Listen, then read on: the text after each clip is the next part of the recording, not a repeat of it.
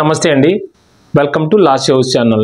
ఈరోజు ఒక ముఖ్యమైన టాపిక్ తెలుసుకుందాం. అదేంటంటే ఏదైనా మన స్థిరాస్తి ఇల్లు కానీ పొలం కానీ స్థలం కానీ కబ్జాకి గురైన కబ్జా అవ్వబోతుందనుకున్నా కూడా మనం కోర్టు వారికి ఒక డిక్లరేషన్ సూట్ ఫైల్ చేసి ఇది నాదే డిక్లరేషన్ చేయండి అని ఒక సూట్ కేసు ఫైల్ చేసుకుంటాం. దాని వివరాలు ఏందో ఈ వీడియోలో తెలుసుకుందాం. ముఖ్యమైనటువంటి వీడియో స్కిప్ చేయకుండా చూడండి.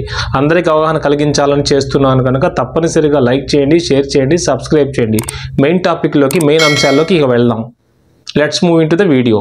మన దేశంలో స్పెసిఫిక్ రిలీఫ్ యాక్ట్ 1963 అని చట్టం ఉంది. దాన్ని తెలుగులో నిర్దిష్ట ఉపశమన చట్టం అంటారు. అంటే ఏదైనా ఒక స్థిరాస్తికి సంబంధించిన వివాదం వచ్చినప్పుడు ఈ చట్టం ప్రకారం కేసు ఫైల్ చేసుకుంటాం.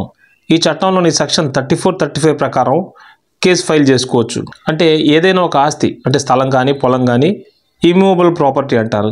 ఈ స్థిరాస్తిని మనకి సంపూర్ణమైన హక్కులు ఉన్నప్పుడు, చట్టబద్ధంగా అన్ని డాక్యుమెంట్స్ మన దగ్గర ఉన్నప్పుడు, వేరే వ్యక్తులు నాది అని చెప్పడం కానీ ఫోర్జరీ డాక్యుమెంట్స్ కానీ చూపించడం కానీ జరిగినప్పుడు మనం రిజిస్ట్రేషన్ చేసుకొని ఉన్నప్పటికీ కూడా వేరే వాళ్ళు ఇలా అక్రమంగా జరపడాలని చూస్తున్నప్పుడు ఒక సూట్ ఫైల్ చేస్తాం. దాన్ని డిక్లరేషన్ సూట్ అంటాం.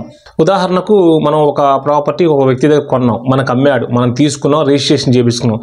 తర్వాత అతను ఎలిగేషన్ చేద్దాం అనే ఉద్దేశంతో ఏం చేస్తాడంటే ఇది నాది, వాళ్ళకి అమ్మాను అయినప్పటికీ కూడా ఇది నాదేనని చెప్పేసి ఒక్కోసారి దాన్ని బలవంతంగా రాయించుకోవడానికి కానీ తీసుకోవడానికి ప్రయత్నం చేస్తాడు. ఉదాహరణకు ఒక 4 సెంట్లు స్థలం మనకు అమ్మాడు, మనం కొన్నాం, కొంతకాలం తర్వాత ఇది నాదేనని చెప్పి ఎలిగేషన్ చేయవచ్చు.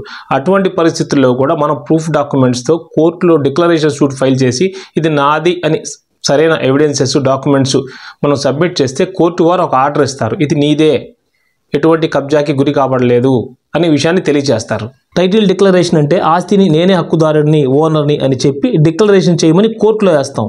కేసు వేసే సమయంలో మన దగ్గర ఎవిడెన్సెస్ అవి కంపల్సరీగా ఉండాలి. అప్పుడు మన ప్రాపర్టీ మీద మనకు సర్వ హక్కులు ఉంటాయి. అయితే అదే కోర్టులో ఫేక్ డాక్యుమెంట్స్, ఫోర్జరీ డాక్యుమెంట్స్ చేసిన వారిని పరిశీలించమని కోర్టు వారిని కోరతాం. ఎవరైతే ఫేక్ డాక్యుమెంట్స్ క్రియేట్ చేసి ప్రాపర్టీ నాదేనన్నారో వారికి సంబంధించినటువంటి డాక్యుమెంట్స్ని వెరిఫై చేయండి, నాకు న్యాయం చేయండి, ఇది నాదే అని మనం డిక్లరేషన్ సూట్ వేస్తాం. ఈ డిక్లరేషన్ సూట్ ద్వారా మనము తర్వాత ఆస్తి నీది, డిక్లరేషన్ సూట్ ఒకసారి కోర్టు ఆర్డర్ ఇచ్చాక మనది అని నిరూపణ అయిన తర్వాత దాన్ని మనం అమ్ముకోవచ్చు, బ్యాంకులో తాకట్టు పెట్టుకోవచ్చు. మన ప్రాపర్టీ మన రైట్స్ ఉంటాయి కాబట్టి మనం దాన్ని ఏమైనా చేసుకునే వీలు హక్కు కలిగి ఉంటాం. కనుక ఈ చిన్న సింపుల్ డిక్లరేషన్ సూట్ ద్వారా మన ప్రాపర్టీ మనం కబ్జా కాకుండా, కబ్జాదారుల చేతిలోకి వెళ్లకుండా మనకి మాత్రమే హక్కు కలిగి ఉంటాము. వీడియో నచ్చినట్టయితే లైక్ చేయండి, షేర్ చేయండి, సబ్స్క్రైబ్ చేయండి. అవగాహన కలిగిస్తున్నాను కనుక అందరికీ సమాచారం పంపించండి. నెక్స్ట్ వీడియోలో మరో టాపిక్తో మంచి కంటెంట్తో కలుద్దాం. Thank you for watching.